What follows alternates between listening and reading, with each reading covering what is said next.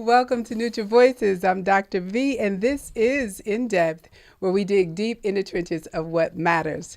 Our conversation tonight is not a conversation, it's a question. It's a question. Is it a man's world? What do y'all think? What James Brown say? It wouldn't be nothing without a what? Without a woman's touch. I got to agree with that. Not without a woman's touch. You know, you just don't listen to James Brown. It would be nothing without a woman's touch. It's yeah. All right. Well, it's a anyway, man's world. Is that what it say? We That's gonna what do. We it gonna says. check the lyrics. But anyway, all I know about it is it wouldn't be nothing without a woman. Without a woman's touch. Google. Okay. All right. I believe you. That's what I thought it said. So I must got another version. But okay, anyway, we'll if go. y'all know what it is, y'all let us know. But anyway, we're getting ready to talk about the greatest qualities, what makes a woman so relevant in today's society is one thing. But as we talk about today, because I know all these women, we out here talking about securing the bag. Mm-hmm. But outside of that, you can go as far back as you want to. And you can even go back as far as the Bible if you want to. The beginning. The creation of the woman. So let's talk about the woman. Yeah. Well, I wasn't going to go back that far. But you think about, especially in America, but you think about the great theologian, the great hip-hop theologian, he so eloquently said. A hip-hop theologian. Yes. He said, we all came from a woman, got our name from a woman, our game from a woman. Time to heal our women and to be real with our women. And if we don't do it now, we have a race of babies who hate the ladies that makes the babies. Who is it? The hip hop. There you go. There you go. Who was that, Jill? That was Tupac. I was gonna say Tupac. Tupac. No, but what I say about that is, and we talked about this, and you say it's a man world, and I think we talked about this on Monday. And realistically, you can't have one without the other to have this world. You know, a seed can be a seed, but if it doesn't have anything to nurture it and fertilize it and for it to grow in, then it's not going to grow. Mm-hmm. So if there's no women, then there's no world. Right. But I got to give it to, if there's no men, there's no world. So women. It's Women's History Month. You had to throw that in. No, what I'm saying is they gotta have equal. both of us. Yes, it's an equal thing. You can't have one without the other to have the world survive. Oh, and so you're speaking of today because probably soon men will be having children. So no, that's never going to happen. Well, they working on it. No, that's never going to happen. Stick around. No, that's never going to happen. Listen, so I know you said you weren't going to go back that far, but I just want to go back that far real brief. I'm thinking about women coming from man. Uh-huh. And as we speak of the purpose of woman, coming from him, for him. Right. And so we came obviously with a big purpose. And I would say that's why we have strong shoulders, because there's a lot that we are here to do. Exactly. And even though it was for man, now it seems like it's for the world. Yeah. So yes, of course I'm the totally men, the agreeing with children, the family, and the community, and it continues and it continues. So I think for just the nature of a woman, is a nurturer, a carer, and the softer support of, because I'm gonna tell you, we as men are taught to, gather, hunt, gather, be the strength, be the provider. oh, wait, we might need to make this about men here No. for a minute. No. I'm Okay. saying that because what you just said, I believe a lot of men missed somewhere. I agree with that. Because when you say, even just saying the provider, nowadays some men have a problem with that. Yes. Yes. But I think women are a lot of times the most adaptable creatures in this world, because like you say, now women are the household providers. They're in the work industry. They're doing so much. They're the single mothers. They've the mother, the father, the whole household, everything. Right. So women, they are just more adaptable. And I can tell you, they're stronger than me when it comes to and men will never have children because we can't handle that pain. Now that's another. I don't care what you say. Men will never have children, but we can't stand that pain. Come on now. I want Jill to speak to that being a mother. So. Oh, as far as the pain? Yeah. Well, that part too. No, you couldn't. You absolutely couldn't. I've seen actual videos, like you'll have to look it up, where they have a machine that they can put on a man that like mimics contractions. I couldn't even imagine. Yeah, and these men are like, oh, get this, for like 2 seconds. It's like, honey, we're in labor for like 14 hours. And by labor, I mean like, why do you think I only have one child? Like, it's labor. So yeah, definitely. Yeah. But I want to piggyback off of what you said. And I apologize if this is something that you're already going to bring up, because I know a lot of times our brains are on the same wavelength. That's okay. So buddy. something that Clarence said is, as far as being the provider, I get this a lot. I know Veronica does as well. We've talked about this. So where, I'm seeing someone and they tell me that I am trying to take over as the alpha, or that I'm controlling, or that I want to be in power. And I want to say something to that. A lot of times women who are, because I truly believe women are submissive by nature. However, when you have a woman who has been by herself for, 6, 8, 10 years, who do you think has to be the alpha when there's no other? So when a woman has been by herself for whatever reason, she has to pay the bills. She has to be in control. She has to take care of the household. So coming from that, it makes us appear like we are dominant, when really we don't want to be that. I truly want to be how my grandma was back in the day, or how the movies like protected. What do you call her, like Cleaver Beaver? June Cleaver. Yeah, where they're like cooking and doing this, and like it's just a different world. So even us soft women get perceived as the providers, or this, or she's can't ever be a submissive woman, and that's totally that's false. We've been forced into these positions. That's right.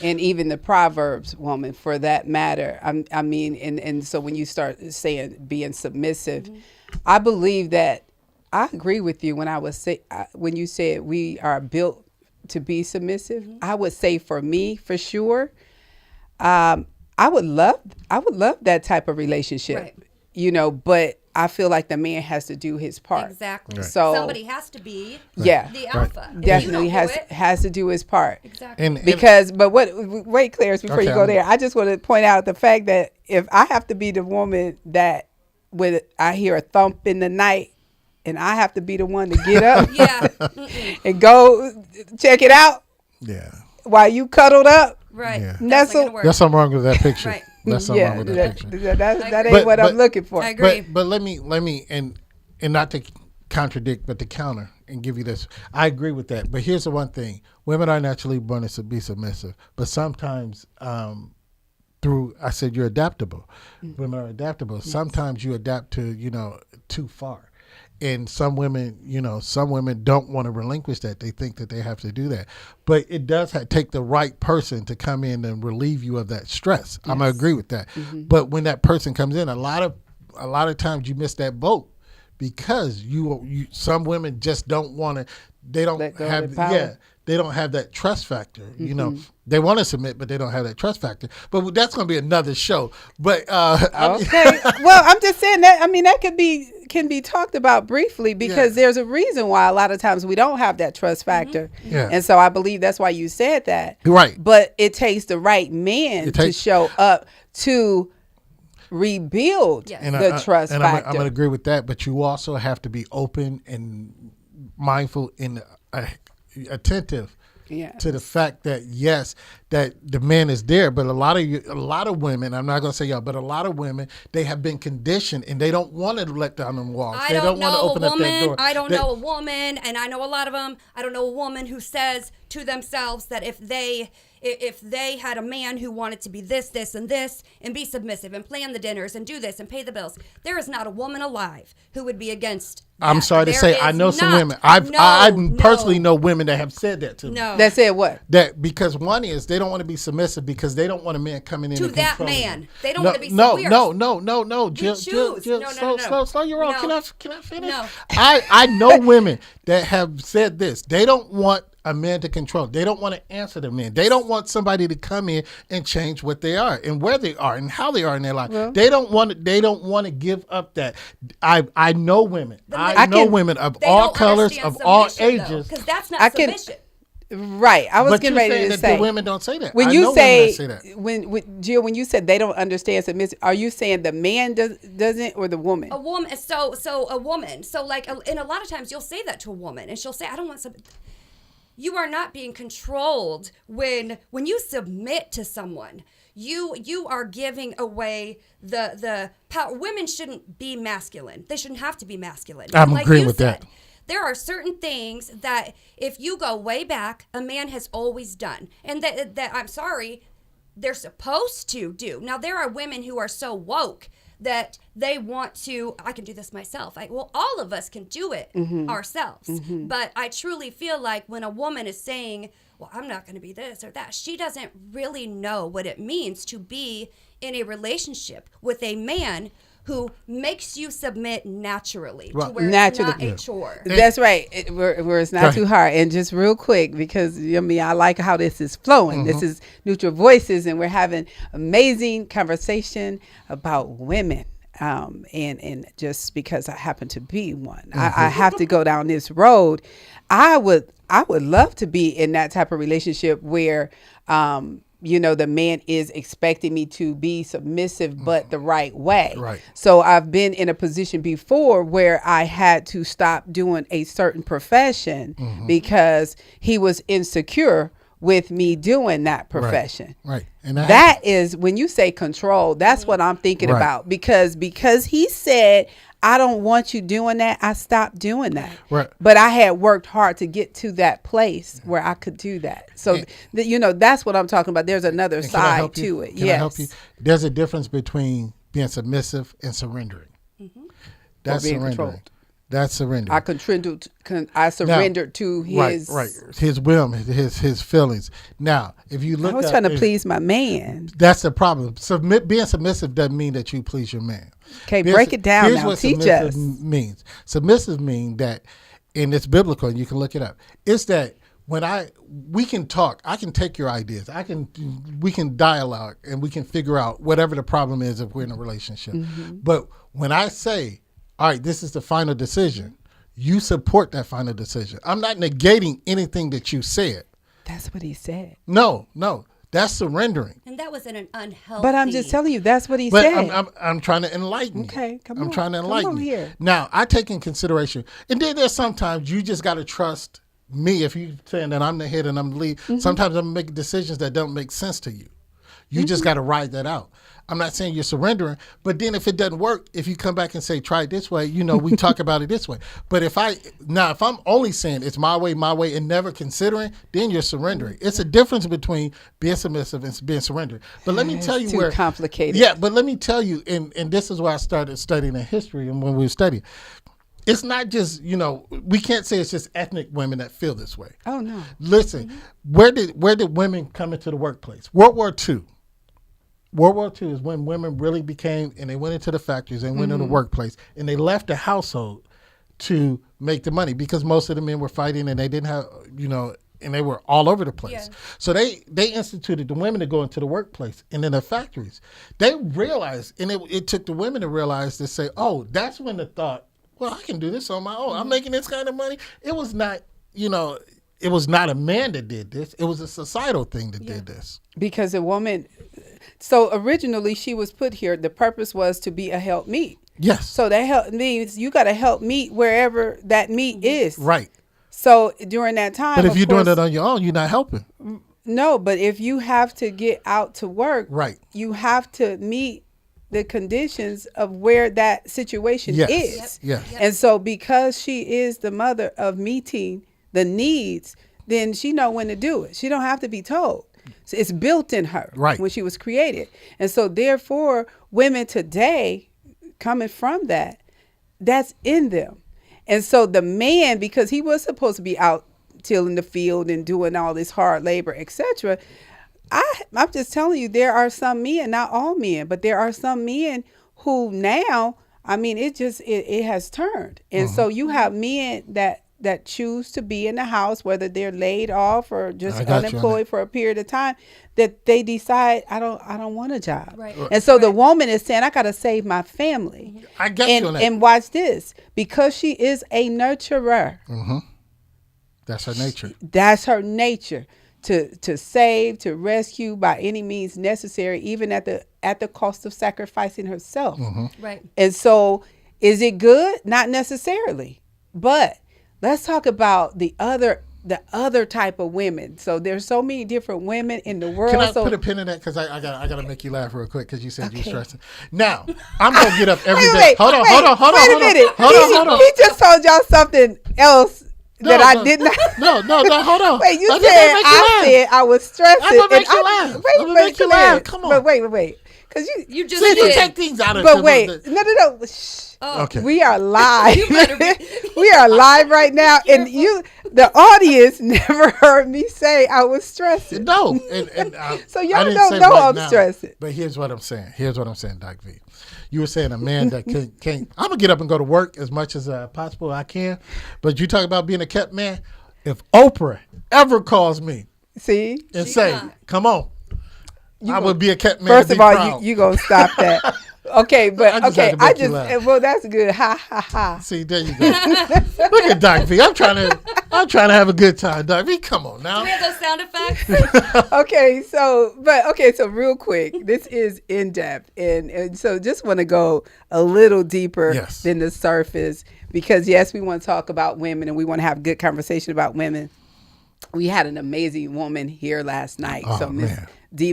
McKinley was here, but I want to talk about, some of the other stuff, in the world. This is a reality that kind of blew my mind. This was some years ago that I learned this in places like, I'm just going to say China, I believe India, West Africa, different places.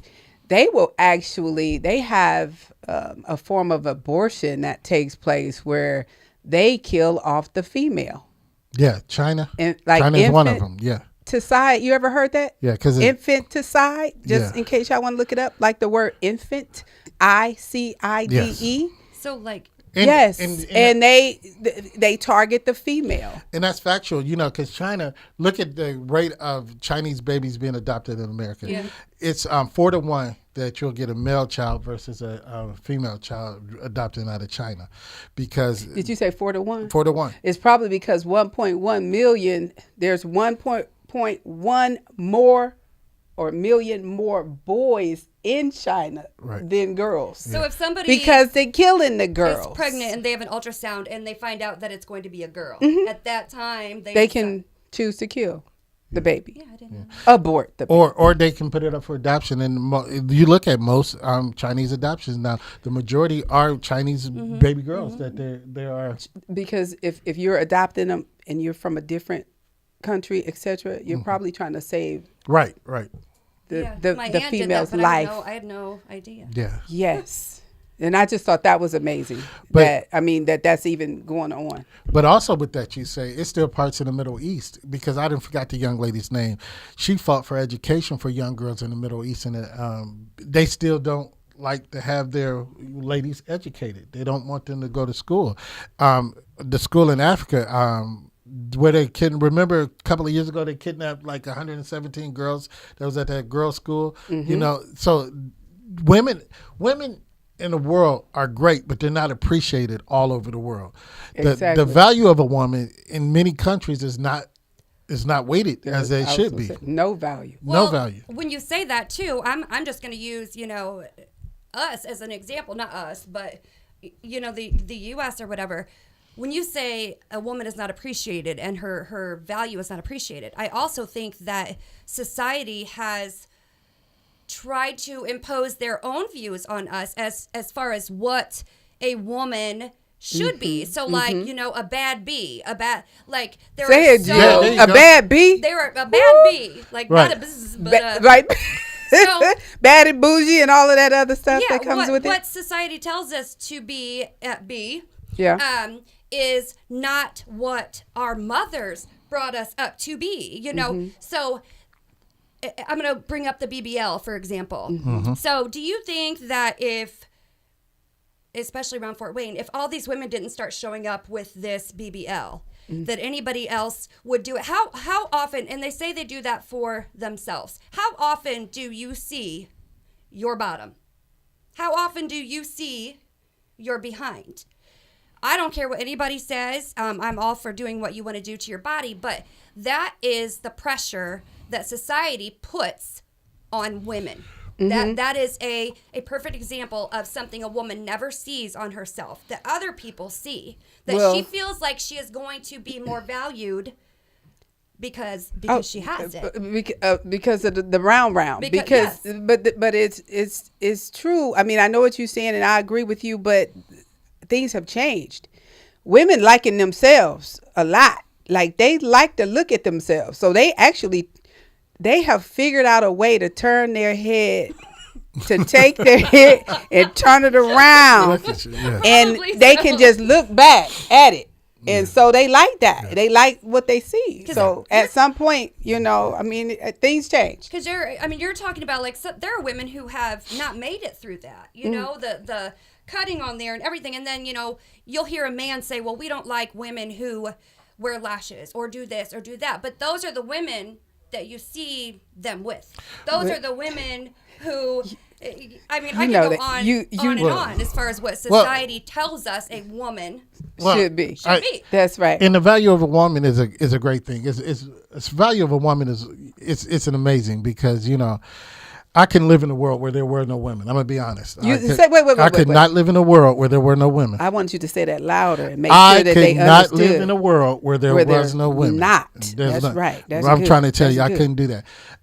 But as Jill said, the value of women, like I say, the respect and the value of women. This is just not present day, Jill. You can look way back at times, even in biblical times. The women, they were to dress and be ornamental for men. And they never, that's a good word. Yeah, ornamental, and they weren't, they're still not valued. But life, like I say, the seed is there, but life doesn't begin until there was a woman present. Yeah, but you saying dress and be ornamental? Yes. Arm candy. Be present. Be present.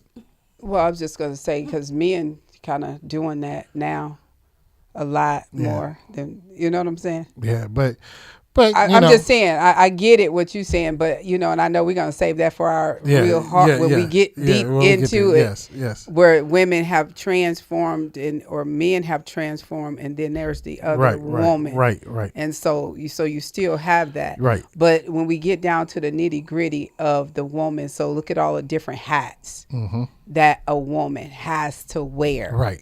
I mean, it's almost like every profession.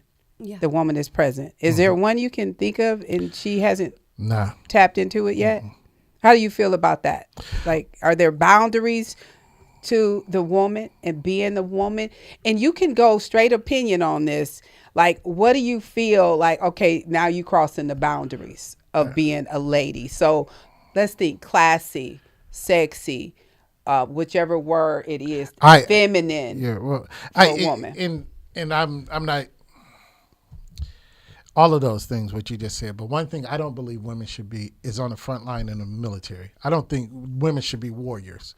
I understand they're fighters and everything. Such as G.I. Janes. Yeah, but our world says that they can be. You have the right to be whatever and you said opinion. My opinion, I don't think women should be on the front line. I would never want. I don't think they should be those warriors. Should they be in the military? Yes. And I'm not saying they minimize their capacity, but I'm just saying as a warrior out there, risking their lives. That's one area I don't believe that women should be in. I'm glad you asked that. I actually heard someone say not too long ago that women should not be in leadership positions. And here's why they said it. They said a woman should not be in a position of leadership because women think with their emotions. That's true. Men think with their mind and their logic. So I thought that was very interesting. At first when he said it, I'm like, well, that's ridiculous. But then when he explained it, I think a lot with my emotion. And as somebody who is a supervisor of many men. That is my downfall, is being an emotional leader. That is something that I'm constantly working on. Would you agree with that statement, Clarence, as far as women shouldn't be leaders because of that fact? It depends on what they're leading. It depends on what they're leading, because sometimes, it's not the brash or the rational, over rational things that, like if you are over a school system, women, and I'm not categorizing, but I'm just saying, let's think logically, because women are going to be more nurturing and caring for those, you can tell a difference between mothers and fathers. Mothers, and I've known mothers that will get up out their bed, their son, their daughter, whatever, is out in the world doing whatever. And the mother is going to get out that bed and go save that child. And that's why I'm saying in school systems, they're going to make sure that child is correct. Yeah. Me, especially if my son, he out there doing something that I told him not to do it, I'm not getting out my bed. Still sleeping. You on your own. See? I've taught you right. This is how we as men are going to think. But where leadership and the mother's going to go above and beyond to see about her child. Mine is, I taught you. I've shown you. So sometimes the emotional part, because your emotional part can't go out and save that child. Now where my rational part is, hey, I told him already. He on his own. But I mean, you saying that, but I mean, the truth is, that's how come we have so much craziness going on now, because the father is absent from those positions. He needs to get up off his behind, sleep or whatever. He needs to be the one to get up and be seen, be visible. And you say you don't want her on the front line, but that is the front line. If she have to go to battle, whether she has to go to the school and confront the situation, the teacher, or whatever it is that she's dealing with. And women have so much on their plate. And a lot of times, men don't think about this. So let's think about, even if we go to the church, and then there's the pastor. He was called. He received his calling. Right. Guess who has to go with him to answer the call? Right, his wife. She has to stand there. She has to be there. She has to be smiling. She has to be happy, and she has to do all these things, because guess who's reading her every Sunday? The whole congregation. Yeah. And you know this. They are. You know this. I know this. I know this from experience. And everybody's trying to peek under that big hat to see how Sister V is feeling today. What about that one that just I saw the sermon on the online, and she called out this woman there and said, "I'm coming to Detroit to find you. I was a Brooklyn bred chick, and I'm coming to find." I'm just joking. You haven't seen that? I haven't seen it. Oh man, I gotta find that so you can see that. Well, I'm just telling you, we wear a lot of hats. Yes. And so and that's being one. And so I just wanted to mention that. So as a mother, as a wife, as a sister or aunt, a teacher, a nurse, etc., all those things. One thing I can say that is powerful is that I believe that the virtuous woman today is different than the virtuous woman back in the Bible, the Proverbs woman that is spoken about in the Bible, because a lot of the things that's required of her, we can't do today. Correct. And I think that people underestimate the power of a woman, like in the church when they say a woman is not supposed to preach, is not supposed. Why is it that the woman can't deliver the word when the woman delivered the word? Was it Jesus the word? I got you. It was a woman that delivered the word. Right. It was a woman that carried the word for 9 months. It was a woman at the crucifixion. It was more than one woman. It was several women at the crucifixion. Am I right? It was a woman that was given charge to carry the gospel. So why is it that people look down on a woman when she wants to step into that position, but yet, and I'm glad you said you don't want her to go to the front line. And you said that. It's right. Easy to say. But we got to put our, as they say, put our money where our mouth is. We got to walk it like we talk it. Men have to rise up. So women don't have to. Exactly. Yes. Exactly. Have to rise. And you're the only man here. Right. I'm gonna give you the last word on that. And I'm gonna let you go with this. So first and foremost, yes, men have to get back in place. I'm not going to argue with that. But here's where the thing is. Women have to also get back in place. And as I was telling Jill, I can pick 10 women out, and I can have 10 women tell you that they're not going to give up their position. no way. Position of what? Of wherever they are. No way, no shape, no form, no fashion. Okay, I But give that's mine not a. Hold on. I gotta get this out. So you're saying now? Here's the thing. Yeah, there's a lot of men that's not trying to carry the ball. I'm agree with you It's on a that. lot. But then the ones that are carrying the ball, that the women will not allow them to be men. They don't want them to be men because they don't want. Like I said, you ain't controlling me. You ain't telling me this. You ain't doing this. I can do this on my own. No, you have to get out of that position and get back in your position to allow me to lead, to allow me to do those things. Yes. If you there, we can't be in the same place at the same time. You got to move. I You agree. got to move. If you gonna lead, I'm following. But many of y'all are not moving. When can Many those of y'all are 10 not women moving. come on? When can those 10 women come in? Yeah. Well, I can get them in. I can get them on. I can call them now. I can call them now.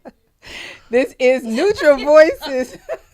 This is Neutral Voices, and we gotta go. We gotta gotta go. go. This This is is a good. good This is good. conversation, This is and good. so much more to be said. But we definitely have to talk about tomorrow's show. We have a special guest, several guests that will be with us tomorrow, and we're going to be talking about UPATH, Yes, Voices of Unity, Marshall White, the journey, the vision, all of that.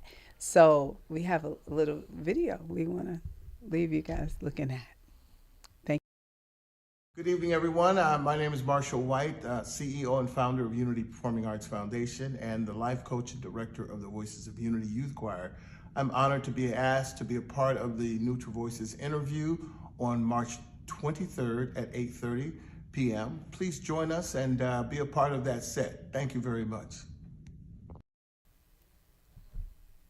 All right, that's going to be a great show. Yeah, it's going to be. We looking look forward forward to to that it. Looking Voice forward of to the that. people. Voice of the people. Clarence will be hosted. Yes. Yes. And we may have to sprinkle just a little bit more about tonight in there. We just might have to do that a little bit. Anyway, we want to say thank you for hanging with us, joining us tonight, and we will see you tomorrow. Good night.